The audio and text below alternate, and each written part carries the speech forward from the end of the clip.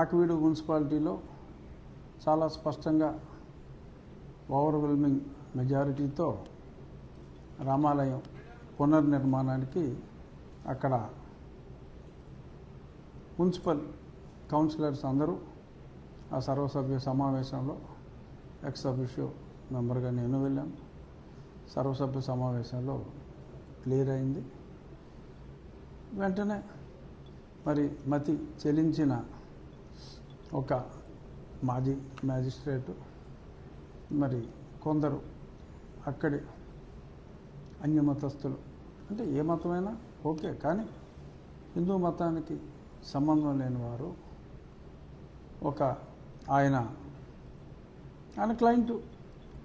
Client అర్జెంటుగా హడావుడిగా social మీడియాలో, మాకైతే నోటీసులు రాలేదు ఇంకా, సోషల్ మీడియాలో ఆయన ఒక కంటెంప్ట్ పిటిషను 2009 సుప్రీంకోర్టు ఆర్డర్ ప్రకారం మరి ప్లేసెస్ ఆఫ్ వర్షిప్ ఎక్కడ పడితే అక్కడ రోడ్ల మీద పబ్లిక్ ప్లేస్లో కట్టేస్తున్నారు అని గుజరాత్లో 2006లో ఒక పబ్లిక్ ఇంట్రెస్ట్ లిటిగేషన్ వేసిన దాని మీద అప్పటి గుజరాత్ హైకోర్టు మొత్తం ఇటువంటివి అలౌ చేయకూడదు, పబ్లిక్ ప్లేసెస్లో, I'm underlining public places, roads, ఇటువంటి వాటికి ఆటంకంగా కొన్ని దేవాలయాలు కావచ్చు, మసీదులు కావచ్చు, చర్చిలు కావచ్చు, అక్కడ వేల సంఖ్యలో మసీదులు, దేవాలయాలు ఉన్నట్టుగా మరి గుజరాత్లో ఎవరో కంప్లైంట్ ఇస్తే కోర్టు నిర్మూలించండి, అది తీసేయండి అని ఆర్డర్ ఇస్తే ఆ మ్యాటర్ సుప్రీంకోర్టుకు వెళ్ళి ఎవరైనా చూసుకోవచ్చు. Union of India and others versus Gujarat government. So అక్కడ 2009 సంవేర్ ఇన్ నవంబర్ మరియు డిసెంబర్లో సుప్రీంకోర్టు అన్ని రాష్ట్రాలకి కొన్ని మార్గదర్శకాలు ఇచ్చింది. ఏంటంటే పబ్లిక్ ప్లేసెస్లో ఎటువంటి మందిరాల నిర్మాణం, దేవాలయాలు కావచ్చు, మసీదులు కావచ్చు, చర్చ్ కావచ్చు, unauthorised constructions are not allowed. స్పెసిఫిక్గా అన్ఆథరైజ్డ్ కన్స్ట్రక్షన్, ఎప్పుడైనా ప్రభుత్వం అనుమతిస్తే అది ఆథరైజ్డ్ అవుతుంది, అనుమతి ఇవ్వకపోతే అన్ఆథరైజ్డ్గా పరిగణించబడతారు. ఇక్కడ మొన్న జడా శ్రావణ్ కుమార్, నేను కూడా కోర్టుకు వెళ్ళినప్పుడు మా తరపున నేను కూడా ఆర్గ్యుమెంట్ చేసినప్పుడు ప్రభుత్వ న్యాయవాదులతో కలిపి జడా శ్రావణ్ కుమార్ అడిగింది ఏంటంటే ఆ రూల్స్ ఫాలో అవ్వాలి అని మాత్రమే పేర్కోవటం జరిగింది. ఎప్పుడైతే రూల్స్ ఫాలో అవ్వటం మొదలుపెట్టామో ఇమ్మీడియట్గా అతను రూట్ మార్చి ఆ 2009 ఆర్డర్ ప్రకారం అసలు ఎవరికి అనుమతి ఇవ్వడానికే లేదు ప్రభుత్వ స్థలంలో అని మాట్లాడుతూ ఒక విచిత్రమైన వితండవాదానికి తెరతీసి ఇప్పుడు సోషల్ మీడియాలో ఉంది. బహుశా ఇవాళ ఆ నోటీస్ వస్తే అది కంటెంప్ట్ అట. సో ఆ కంటెంప్ట్ విచారణకు వస్తే నేను ఏదైతే సమితి తరఫున అప్లికేషన్ ఇచ్చామో ఆ సమితి గౌరవాధ్యక్షుడిని నేను కాబట్టి ఓకే, సో డెఫినెట్గా నేను పర్సనల్గా కూడా వెళ్తాను. ఇక్కడ స్పష్టంగా చెప్పవలసింది ఏంటంటే 2013లో దీనికి కొంత amendment, not only for public places of worship, నాయకుల విగ్రహాలు కూడా ఇందులో చేర్చబడింది. అనుమతి లేకుండా అనాథరైజ్డ్గా నాయకుల విగ్రహాలు కూడా లేకూడదు అని కూడా 2013లో సుప్రీంకోర్టు ఆర్డర్లో చేర్చబడింది. 2009 నవంబర్లో సుప్రీంకోర్టు ఇచ్చిన ఆర్డర్లో రాష్ట్రాలు వారి గైడ్లైన్స్ ఇచ్చుకోవాలి అని చెప్పడం జరిగింది. సో దానికి అనుగుణంగా 2010లో 30th ఏప్రిల్ 2010లో జీవో నెంబర్ 262 అని ఒక జీవో ప్రభుత్వం విడుదల చేసింది. అందులో ఏంటంటే కలెక్టర్ అనుమతి లేకుండా ఎటువంటి ప్లేసెస్ ఆఫ్ వర్షిప్ కూడా నిర్మించకూడదు. అది ప్రభుత్వానికి సంబంధించింది కావచ్చు, ఏదైనా కావచ్చు. ప్లేసెస్ ఆఫ్ వర్షిప్ ఇవ్వాలి అంటే ప్రభుత్వ అనుమతి ఉండాలి.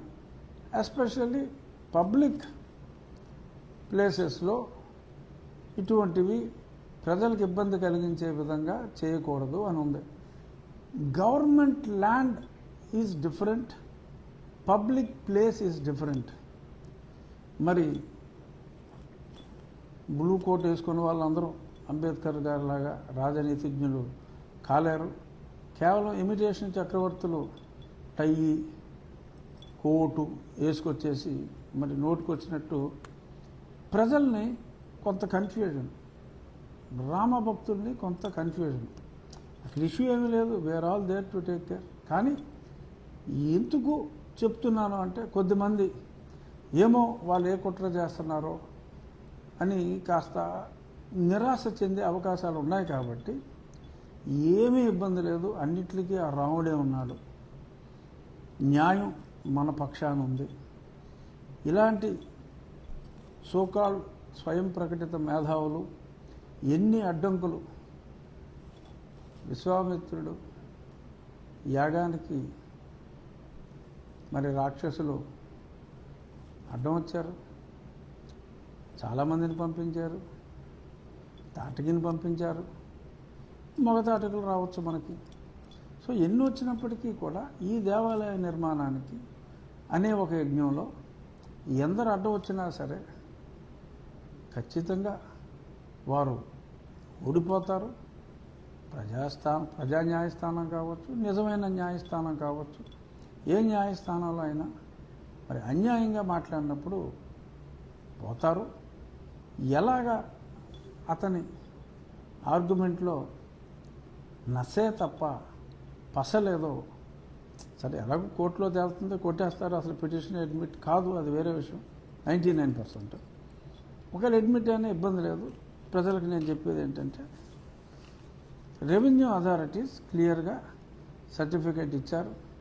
అందులో 1932లోనే క్లియర్గా రామాలయం అక్కడ ఉంది. గవర్నమెంట్ పోరంబోక్ గుడి ఎంట్రన్స్ వాల్ మీద రామాలయం అని ఉంది అని వాళ్ళు సర్టిఫై చేశారు. కొంచెం ఫోకస్ చేయనైనా స్పష్టంగా చదువుకోవాలి.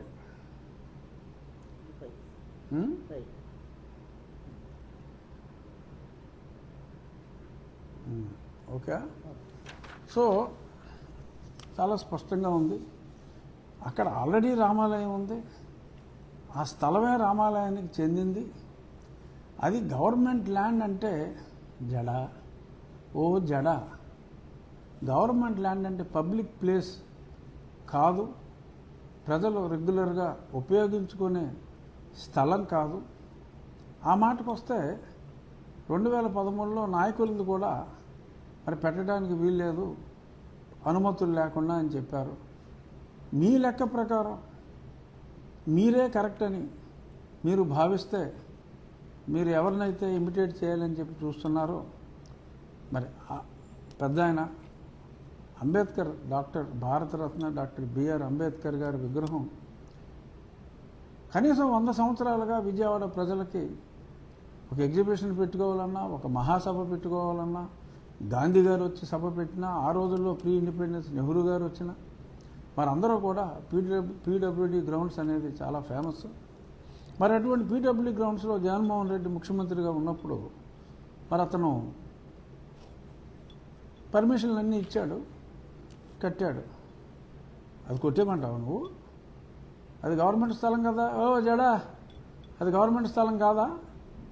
హైదరాబాద్లో కట్టారు చంద్రశేఖరరావు గారు, అది గవర్నమెంట్ స్థలం కాదా? 2013లో ఆ నాయకులది కూడా ఇంక్లూడ్ చేశారు కదా సుప్రీంకోర్టు. ఎల్లు కంటెంప్ట్. అక్కడ అంబేద్కర్ గారి విగ్రహం, ఇక్కడ అంబేద్కర్ విగ్రహం నేరం అని అనలేవు. ఎందుకంటే it is not unauthorised, it is authorised. ప్రభుత్వం అనుమతులు ఇచ్చింది. అనుమతి లేని వాటిని అలౌ చేయొద్దు అనే చెప్పారు తప్ప అనుమతి తీసుకుని కూడా కట్టుటకు లేదు అంటే రోడ్డు మధ్యలో అనుమతి ఇవ్వద్దురా బాబు అని చెప్పారు. అంతే తప్ప public place is different, government land is different. Pre ఇండిపెండెన్స్లోనే అది గవర్నమెంట్ ల్యాండ్ గుడికి చెందిన స్థలంగా రిజిస్టర్ అయిపోయి ఉంటే మరి నువ్వు ఆ కాగితాలు చూస్తున్నావా లేదా చూసేవో లేదో నాకు తెలియదు శ్రావణ్ గారు. కొంచెం మీ ఇంటి పేరులో జడ ఉంది కానీ మీరు వాడాల్సింది తల. ఆ తల వాడతలేదు. దయచేసి తల వాడండి, జడ వాడద్దు, తల వాడండి. కన్ఫ్యూజ్ చేయకండి జనాల్ని. సరే మ్యాటర్ వస్తే ఎప్పుడు వస్తే అప్పుడు చూసుకుంటాం. It is going to be unauthorised construction.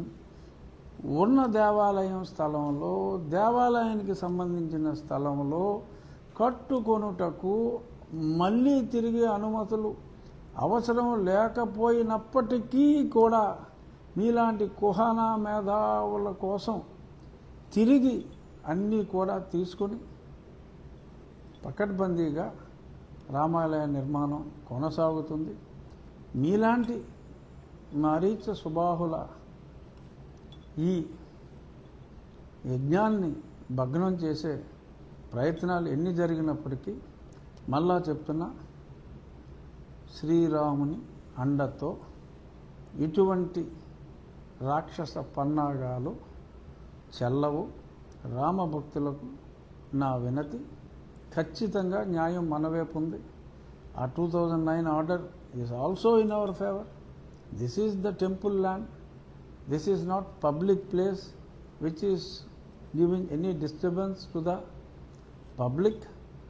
ఈ సందర్భంగా తెలియజేసేది ఏంటంటే, జడ శ్రావణ్ కుమార్ గారి ఈ రూల్ని రీట్రేట్ చేసినందువల్ల విజ్ఞులైన ప్రజలు మరి ఎక్కడెక్కడ దీనికి వైలేషన్లు ఉన్నాయి, మీ ప్రాంతాల్లో ఉన్న కొన్ని ప్రార్థనా మందిరాలు ఎక్కడున్నాయి అని కూడా చూసి ఈ 2009 ఆర్డర్ ప్రకారం అది వైలేషన్ అనుకుంటే, ఏది రోడ్డు పక్కన కాలవల పక్కన ఉంటే, మన ఏదో జడశ్రావణ అన్నాడు, ఎన్ని దేవాలయాలు ఉన్నాయో తెలుసు, ఎన్నో వేల దేవాలయాలు మీ ఊర్లోనే ఉన్నాయన్నాడు. ఉంటే చూసుకోవా, ఉంటే చూసుకో, వేసుకో, మీరు వేసుకోండి, వీళ్ళు వేసుకుంటారు, దానివల్ల ఇబ్బంది ఏమీ లేదు. ఎవరైనా సుప్రీంకోర్టు రూల్స్ ఫాలో అవ్వాల్సిందే.